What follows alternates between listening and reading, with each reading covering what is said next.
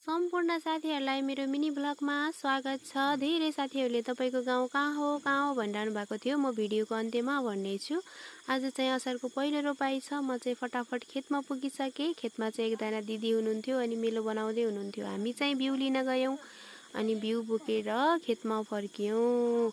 दिदीले चाहिँ खेतमा बिउ मिलाउँदै हुनुहुन्थ्यो राम्रोसँग अनि दुईजनाले चाहिँ रोप्दै हुनुहुन्थ्यो भने मेरो पालो आयो। म चाहिँ असारको रोपाई टन्न रोपेर मङ्सिरमा धान धेरै भित्राउन पाइयोस् भन्दै खेत रोप्न सुरु गरेँ।